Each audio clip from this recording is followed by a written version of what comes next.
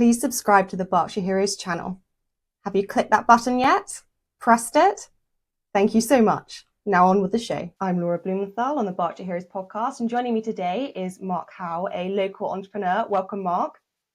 Hello, thank you for having me, Laura. Now, you've got a few businesses and you started up a number recently using sport and teaching entrepreneurship to children. But first of all, tell me about what happened to you in Morocco last year. I went on holiday with my family, my three children and my wife, 7-day holiday, and on the fourth night, I was eating dinner outside. It was still really hot, still like mid-20s, high 20s, and I felt freezing cold and went back, got a jumper and trousers and carried on eating my dinner, and then went home, well, to the hotel, and went to bed, just thought maybe I've got a bit of a cold or a flu, and then woke up the next morning, felt exactly the same. And then I said to my wife and kids, I can't come to breakfast, but I'll meet you at the pool. And then got showered, felt sort of dizzy and a bit cold, but okay. Went down to the pool. Obviously, sun, 30 degrees, and I was sitting under a towel shivering. And then my wife said, you should go back up to sleep. So I went up to sleep, and that was the end. And luckily, my wife came in an hour later because she hadn't heard from me or seen me. And yeah, I was unresponsive. So got rushed into hospital. Then I was in a coma for 5 days, I think it was, in intensive care. And then they said that I had bacterial meningitis. So luckily, survived that. Thank God for the doctors over there. They did an amazing job. And thank God for my wife and kids, really. So still here. Then after that, I went up into the ward for sort of another 11 or 12 days before I was allowed to fly home. But given the all clear in July, and that was April 2024. So all good now. But obviously, that has changed my perspective on life and the way I do things and why I do things now, really. And so you had a near-death experience, really, Mark, and you've been running businesses for a number of years. And how has that experience last year changed your view of success when it comes to the business world? Yeah, it's massively changed it. So I started my first business. I kind of had one when I was younger. So when I was 18, I didn't really start it, but I was an assistant football coach, and basically the guy that led it was going off to live in Brazil. And he said, look, you can have this client if you want it. So spoke to the school and set up what was my first business, but had no kind of skills or ability or knowledge of how to grow that and what it meant for me. And basically, I was running that for about 4 or 5 years, just at the one school, never had ambition to grow it, and then kind of fell into the corporate life to chase more money, etc. And then came out of the corporate life 3 years ago after redundancy, and kind of hopping around quite a number of jobs. And then I started my own business because of out of necessity, really. So that was 3 years ago, and then my vision for success was that I could work doing what I'd done previously in the construction industry and earn, reasonable money out of it. Not anything that's unreal money, but enough to pay the bills and lead quite a nice lifestyle. That was all I would focus on for those sort of 2 years up to Morocco. Morocco came at a time where I'd just done my busiest ever month, and it was a business that I ran on my own. But it is obviously a sign of what I see now as burnout. So for me, Morocco forced me to look at what success was, what my lifestyle was. And from there, I kind of revised that I want to build businesses with purpose and something I'm passionate about and something that I can help people achieve with, if that makes sense. Tell me all about Launchly, because I love the sound of this business. Yeah, thank you. So Launchly is kind of driven off the back of Morocco, really. In that, again, I started looking for what my purpose was and what passions I had. So business is obviously a passion. I've listened to countless podcasts and lots of people, lots of successful people talking about how they built their business, and that really got me kind of thinking, yeah, I love business. So even though some people have obviously got a lot more experience and a lot bigger businesses, but I still love that environment and the conversations and the growth that people have within that. So then I looked at, well, how can I help people on that path, or something like that.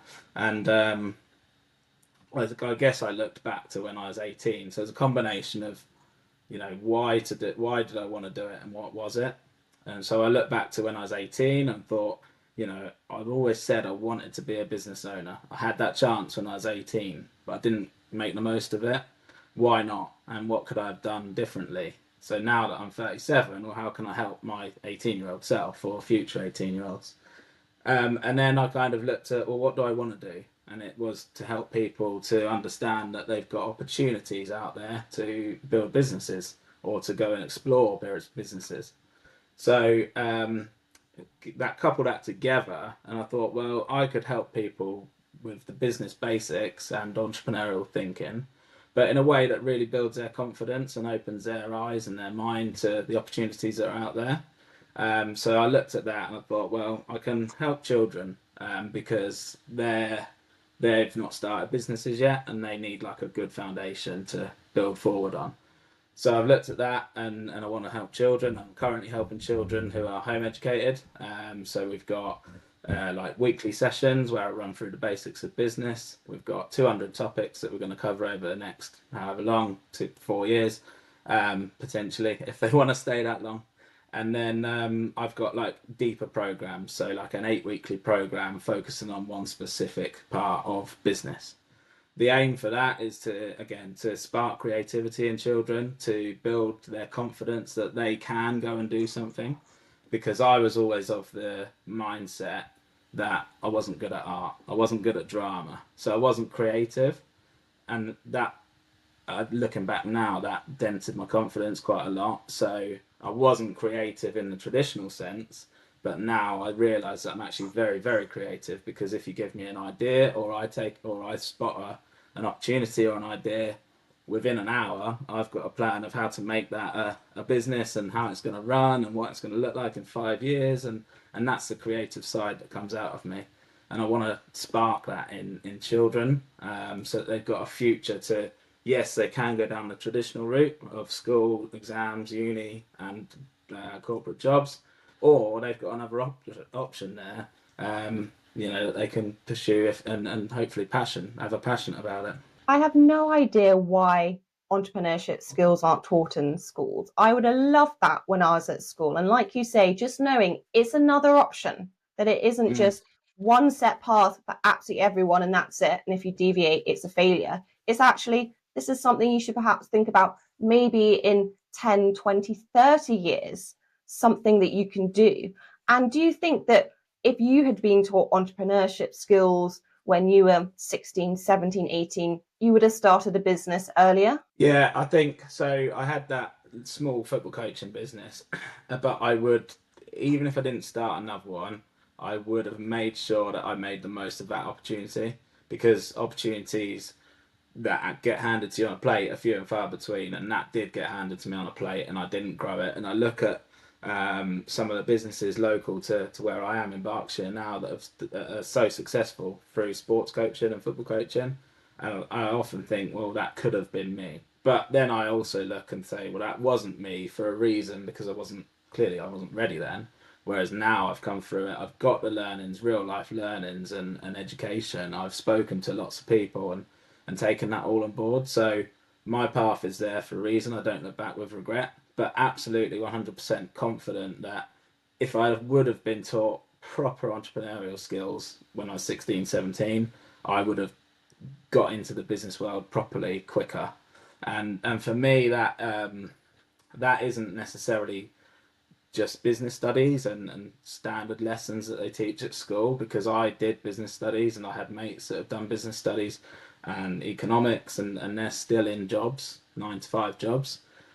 So for me, that was, and I think probably one of the reasons is they have best intentions of teaching the basics of business, but they're being taught by somebody that's never had a business. So for me, it's not relatable.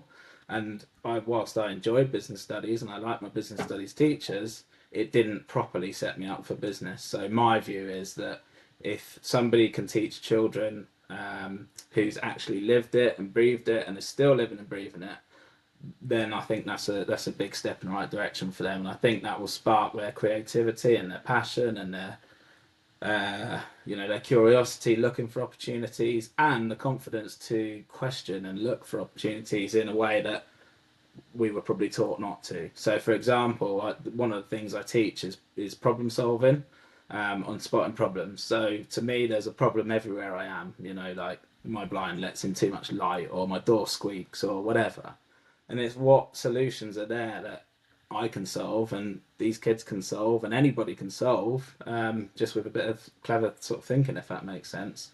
And for me, that's something I'm really passionate about. That there are problems everywhere you go, and I annoy my wife and I annoy my kids because I say, "Oh, that's a problem. We could do this better," or "That's just the way my brain's wired now." And I want other people to understand their brain doesn't have to be wired that way, but they can look at things in that way and spot opportunities for themselves. So that's a key one for me. And then the second side, I suppose, of Launchly is with adult rebuilders. So if you look at my life, in terms of my corporate journey from the age of say 21ish up to 34, that was sort of very much following the system, sort of in a corporate job, working hard, working your way up to get a bit more money, better title, etc. But you don't actually get any joy from that, if that makes. Well, I didn't. Some people might. So the second part of Launchly is for adult rebuilders, and I firmly believe that there's a big percentage of our adult population that don't believe in themselves, and therefore they just sit in this systematized life that they're not achieving what they could be. And I think that there's a lack of self-belief there. There's an element around risk that adults don't go and take, and I want to try and just get the message across to adults that no matter where you are now, no matter what age you are, no matter what your background is, what mistakes you've made, what you haven't done, what you have done, what regrets you've still got an opportunity to improve your future and to go out and start businesses or look for opportunities to start businesses and improve your lifestyle in both monetary and potentially time wise as well. And what is your main advice to people when they say, actually, I think starting a business is for me? What hints and tips would you give them? And what do you think you've really learned along the way? What mistakes have you made that you wish you'd known at the beginning of your journey? I think for me, the biggest thing is to try and find a passion. And I've had quite a few debates with friends, like school friends that we've grown up with, and they've got children, and obviously we've got children as well. And I have quite a few debates over the past few months, which is you can earn money out of your passion. You don't, somebody said to me the other day, my daughter loves art, but she can't make money out of it, so she needs to go to university and etc. etc. And I said, no, you can make money out of it, and it's just it's trying to. So my aim is to try and amend people's mindset or open people's vision, and say actually you can make money out of whatever you want, passion wise. And passion is a word that I use quite a lot now because for me, running a business for 3 years where I wasn't that I'm not passionate about, but it does pay the bills, is not ideal. It's absolutely not ideal. So for me, I'm chasing what I'm passionate about. So one is obviously what we've just discussed there, Launchly, helping people understand about businesses, and then I'm sure we'll come on to others. But you mentioned sport and stuff. So for me, it's find your passion and find a purpose with that business as well. Don't just run it for money. That's probably one of the mistakes I made, not necessarily in how much money I made, but and it wasn't a lot or anything like that. It just paid the bills, as I say. But my view was that business and life was about making money, and that Mm. has been for the last sort of 20 years since I've left school. That it's always been about making money, and it's only really Morocco, but that sort of drove a change in my mindset to say, well, it's not about the money. As long as you get what you feel you need, then you can sort of enjoy life in other ways. And that for me is probably one of the mistakes I'd say. Don't focus on the money. If you focus on your passion and your purpose, I think the money will come. And I think if you're doing good things, you'll feel better about yourself as well. Tell me about your business that involves sport. Yeah. So that's Movable. So Movable initially was set up To be fair, it set up just before Morocco. So about a month before Morocco, I said I want to do this because it was basically Christmas 2024, no, sorry, 2023, where I played some five-a-side football. I'd played football a lot of my sort of teenage life and as a child as well. Gave up when I kind of had children just to spend more time with them. And then there was a time where I wanted to play football and played sort of five-a-sides, but I wasn't enjoying it because there was a lot of aggression there. It was so competitive. There was, really bad tackles.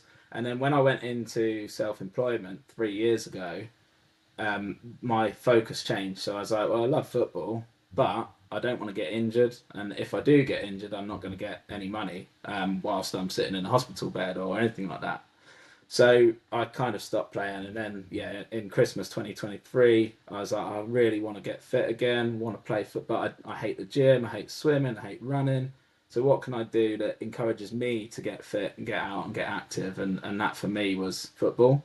But it was like, well, how? If I don't want to play matches, how am I going to get that?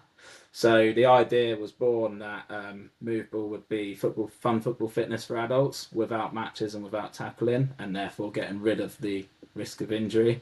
So we did that. I kind of rounded a couple of friends together with different skill sets of website building, accountancy, and stuff, and we sort of partnered up and created Moveball. And then literally as we were launching, whilst I was in Morocco, and obviously in a hospital bed, and luckily the partners sort of picked up the slack and they delivered the first session and launched it for us, and that was really good. So that's good. And we're still passionate about fun football fitness for adults.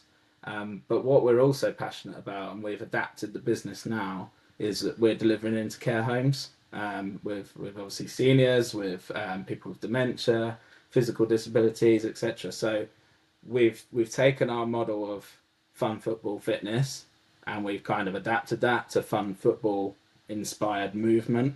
And the element of that, obviously, that appeals to care homes is that we're not competitive, we're not aggressive, we're not tackling each other. So in the care homes, they can kind of compete, I say compete loosely, participate, that's a better word, in terms of football, in terms of sport movement. Some of them can't move their legs, but they can do the movement with their hands, and we facilitate those sessions. And again, really, really passionate about bringing a smile to somebody's face that through football or sport that probably thought they might not be able to play it again, or that in that kind of way. So that's really where Moveball is that we focus on the confidence and the fun of people. So a great story from our adult only session that we run locally is that there was a lady that's literally never kicked a football before, but her daughters had just started playing. She came to us. She loved the session. She's been there, I think, about 10 months now. She's naturally improved her game. Not that we teach that, because we say we're not teaching you. We're just here to help you have fun at football. She's naturally improved. She loves it so much that I heard her the other day saying that she's joining a ladies football team.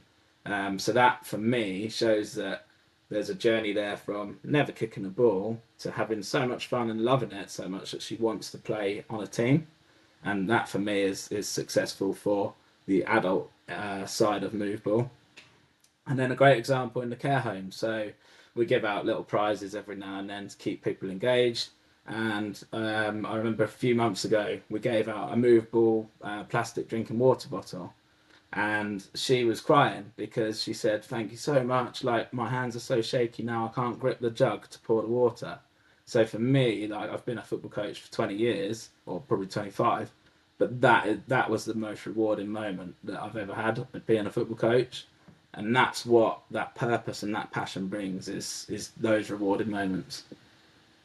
And where does Moveball operate in Berkshire? Yeah, we're all across Berkshire. Well, sort of certainly the east of Berkshire. We can cover west of Berkshire as well. But so at the moment it's me delivering sessions. I've got somebody else that's shadowing me and is about to take on some of their own sessions, and we're looking to grow kind of as the business grows. But yeah, the demand is there, and we're happy to kind of, well, the aim is to cover as much of Berkshire as possible, if not more counties as well. And so it's for everyone, all ages, it's for women as well as men, is that right? Yeah, absolutely. So we we are more adult focused. We do some family sessions, but we're not out there saying we're going to coach children, just children. But we are there saying we will encourage families to join in. So we run in the local adult sessions we run. We've probably run two or three family sessions, cut out throughout the year, and they absolutely love it. So another great example was we were there. We had a semi-pro football player, adult male football player, and then obviously there was other people there that have kind of played before a few bits, and there was people that hadn't played, and there was 6-year-olds, there was 15-year-olds, and they're all joining in together, and it's a great activity for the family. And actually, we have where we don't do matches, we have coaches challenge at the end, and the 6-year-old who had not really played football before had won a coach's challenge against all the adults and the semi-pro players, and the look on her face was amazing. And she from that was like, I love football, I want to play it, and now she's playing in a team. And that kind of stuff for me is what business is about, is to bring a community together, see happiness, see success, and move it forward from there. And how can people find your businesses online if they're looking to join Moveball or they want their child to get involved in Launchly? So the best way initially probably is to connect with me on LinkedIn, because I kind of post about various bits of the businesses. But in terms of Launchly, it's www.launchly.club, and that's Launchley. And then for Moveball, it's www.moveball.club, and that's Moveball.